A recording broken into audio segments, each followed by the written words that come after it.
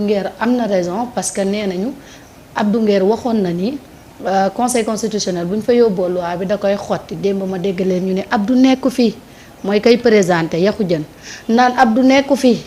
waaye li mu waxoon lépp génn na li mu waxoon lépp reer na ma ne ko kii mbaadu crise te ngeen naa dem liiri il paraît que ñoom liiru ñu woon sax affaire bi. Personne n'a compris. Développeur gis nga Mareta affaire bi da nga koy jàngat bon ñooñu Mareta ñooñu bàyyil noonu quoi. non foog ma boole ko ci. dañoo jubilé. waaw loolu sa commentaire la. waaw bàyyil ma nekk ci beneen tableau bi quoi. duggal foofu waaw xam nga Mareta. li xew démb. man dama kaa weesu bu ma ci defee jàngat te yàlla dimbale ñu na bi ñu toogee fii liñ ci waxoon yëpp dara dañu ci. c'est-à-dire que le commentaire est libre mais les faits restent sacrés. tey képp kuy jàpp naan waa Pastef ñoo ñoo amul ndam ci affaire beeg. ñoom la nañu dem ba ci kanam. xoolal waa Pastef def nañ li ñuy def ba pare nañ teg seen pliant taal seen ataaya commencé naan ñu xool ci kanam ndax ñoom ñoo ñàkk dans cette histoire là. wala mais ils vont comprendre. gis nga il faut moi je fais deux lectures ci affaire bi benn bi mooy le fait que conseil constitutionnel décidé nit ñi di wax le camp du pouvoir ñoom la ñu désavoué mooy wane ne nous avons maintenant une justice solide debout une justice pour tous les Sénégalais première lecture parce que tey newuñ ne lu àtte bi mu àtte dañ ko àtte parce que pouvoir bi moom moo nekk ci moom moo partem moo déposé recours bi wala partem moom la ñu désavoué te ci jamono yu Macky Sall yàgg nañ di wax ne conseil constitutionnel lu mu tranché rek c'est en faveur du parti au pouvoir waaye tey nag bu ñu demee ba naan parti au pouvoir dañ ko désavoué donc c'est une première on n'a qu'à s'en féliciter ça veut dire que aujourd'hui justice bi sénégalais yi doon ñaan enfin ñu ngi koy retrouver et c'est ça aujourd'hui la vitalité d'une démocratie démocratie buy dox day bëri ay werante sur les décisions de justice loolu mooy démocratie dëkk bu la ëpp démocratie moo la ëpp ay werante ci décision de justice parce que bu ñu demee ba camp bu ci nekk di xëcc ne man maa ci gis sama bopp kee moo ci gisul sama bopp ça veut dire que la justice a été tranchée de façon équitable ça c'est la première lecture te dama lay wax benn affaire gis nga nañu féliciter waat nos autorités le fait que suñu autorités yi di wax ne ñoom lu ñu mës a jël seen intérêt politique di ko jiital devant la justice lu am la Mareta xanaa xamoon ne Bassirou Diomaye Faye président de la République bu ko neexoon bi Amadou Ba bindee loi interprétative am bi avant ñuy yegg assemblée bu ko neexoon mu saisir le conseil constitutionnel par pli estampillé confidentiel urgent pour demander l'avis du conseil constitutionnel bu ko neexoon te conseil constitutionnel mënoon na ko répondre de façon confidentielle te kenn du xam bu ko defee ñu rectifier li ñuy rectifier mais gis nga bu yegsee ba fii ba conseil constitutionnel di remarquer ne am na article bu ñu war a rejeter et ça veut dire que le président est au-dessus de la mêlée malgré qu'il soit membre d'un parti bu ko neexoon mu dugal loxoom ci biir bu ko neexoon avant loi bi di yegg ca assemblée nationale ba ñuy saisir conseil constitutionnel di def recours bu ko neexoon mën na koo lijjanti ci pet ci suuf laaj conseil constitutionnel ñu tegal ko proposition de loi interprétative bi conseil constitutionnel wax ko li mu koy wax te mën na ko sax ne ko defeel nii mais ñoom dañoo nekkul ci calcul politique président daa toog fële premier ministre toog fële ay député gis ne lii lañ war a def ñu def ko ay député yu nekk ci opposition bi saisir def recours à l'arrivée qu'est-ce qu'on a comme résultat ci biir proposition de loi interprétative bi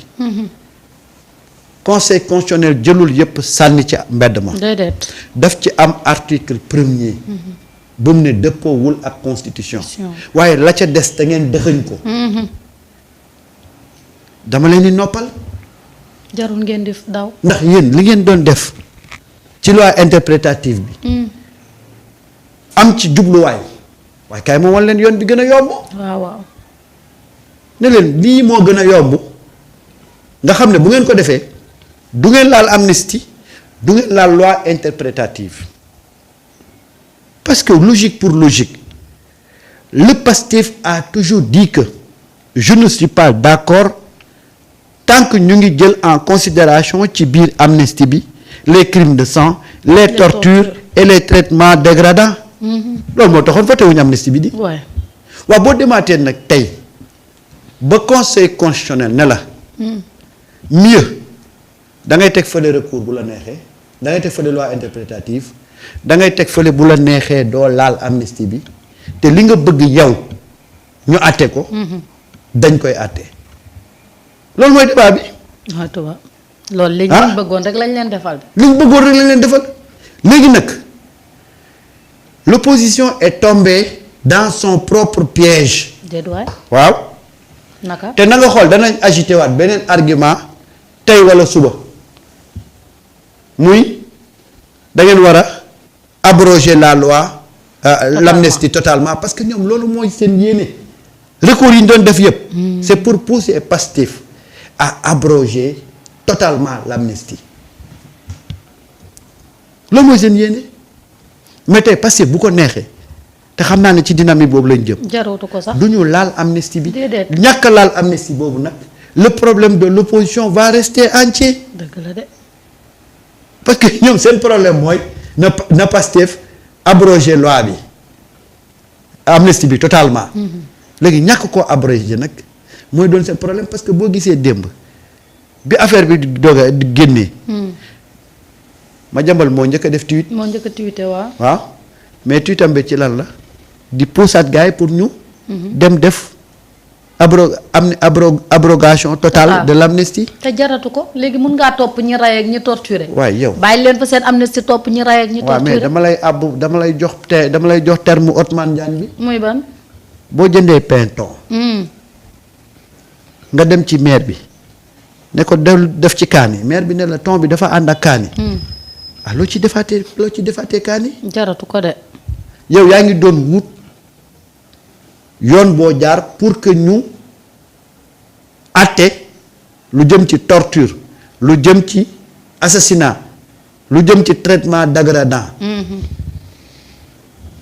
conseil constitutionnel ne la fi ngay jaar dafa sori mais yii nii greffe yii à travers convention yi nga xam ne Sénégal signé na ko t'as pas besoin de te réfugier derrière ay loi wala leneen pour ñu mën koo àtte tribunaux yoo dem yu compétent dañ koy àtte moo xam fii ci biir réew mi moo xam ci biti réew qui dit mieux amul de qui dit mieux amul donc le Pastef au contraire a eu